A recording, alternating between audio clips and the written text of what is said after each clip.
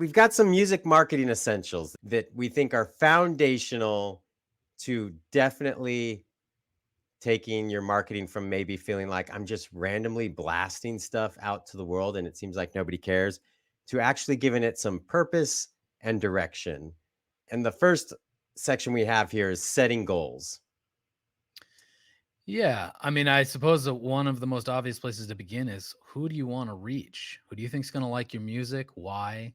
You can't just be like, I made this song, let me put it out and expect the entire world to fall in love with me. Like too wide, too unspecific. You have to have a sense of where to start. Even if later you're proven wrong about who your target audience is, you got to kind of start from somewhere. Yeah, and this one always cracks me up.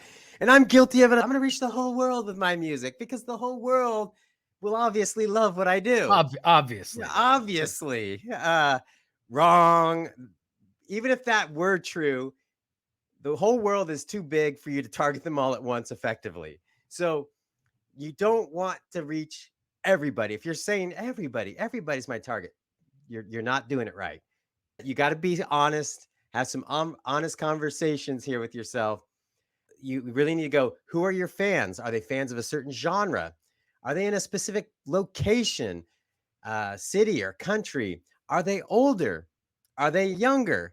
Some of you really need to get honest with yourselves in these areas. Everyone, oh, I want the young hip kid. That may not be your audience for many reasons, and some of them very good reasons. Do they like CDs? Are they streaming? Who exactly are they? And if you don't know, your messaging and the other thing that comes next, what do you want them to accomplish, could be all out of whack. So if you know that your fans are younger and don't buy CDs and live in this certain area, that gives you a lot to go on. If your fans are older, they actually prefer CDs or downloads, and they're in these places, that gives you completely different messaging and things that you may want them to do once they see your message. Um, Yeah, and so that's so important. I think there's a way if you answer both of those questions separately, who do you want to reach and what do you want to accomplish? So now let's say and what you want to accomplish could be a very big thing. Like I want a total stranger to hear this music, to go through some sort of experience where they become a deeper fan of it and then they buy a t-shirt. Like that's a pretty big ask, but it's possible to script a kind of marketing campaign to achieve that. Or it could be something simple. I want a stranger to see a 15-second TikTok video they've never seen and to like it or comment. Like both perfectly reasonable goals, but who do you want to reach? What do you want to accomplish? And if you answer both of them, then there's like what, a Venn diagram or something to see if those things exist together. Like, Yeah. is it real? You basically said it with the younger people buying CDs. If you want to reach younger people and your primary goal is to sell CDs, though that might not be the best combination of those answers.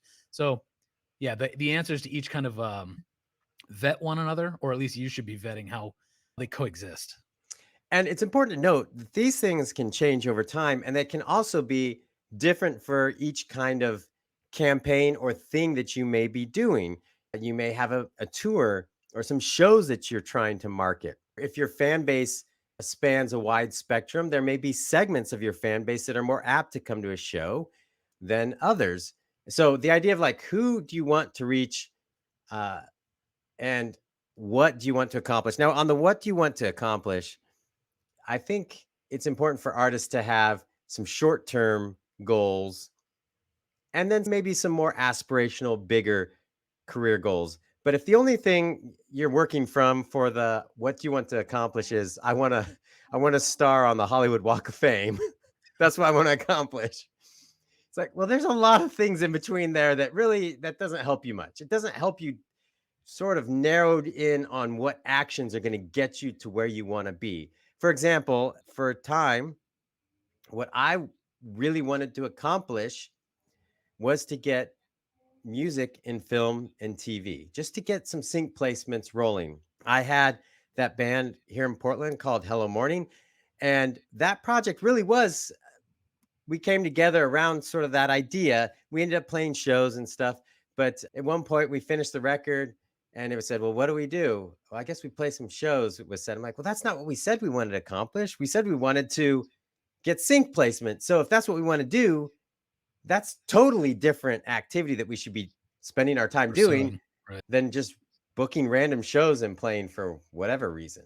Well, that's a good point because any goal that you set is going to take a lot of resources, whether it's money or time. And if you guys wanted to start by getting sync placements and now you're distracted by a whole other endeavor of booking shows, rehearsing, playing, that's a different grind. And now you're, yeah, unfocused from Yeah. your primary goal. And it's especially problematic when it comes to marketing and messaging, and especially with artists having finite budgets. You don't want to blow all the money you have to market your release because you're trying to target the whole world. You're going to be getting your message in front of a lot of people that may not care about what you're doing. You want to find the right audience and target them and make sure that what you're asking them to do is in line with what you want to see happen and that will help you keep your career moving forward. One last thing I was gonna say, when you mentioned like the worst thing you can do is just have this sort of really dreamlike aspirational goal, like I want to be famous. Well, like, sure, that sounds like a perfectly reasonable 10-year plan, but people who make business plans, it's like, here's my 5-year plan, here's my 1 year, here's what I'm gonna do in the next 6 months, here's what I'm gonna do today and tomorrow and the next day to build towards that. Maybe it starts with the huge aspirational goal, but then they reverse engineer it with a lot of specific goals. Yeah. So if you're listening to this podcast right now, I want you to, you can push pause. You don't have to push pause, but you could.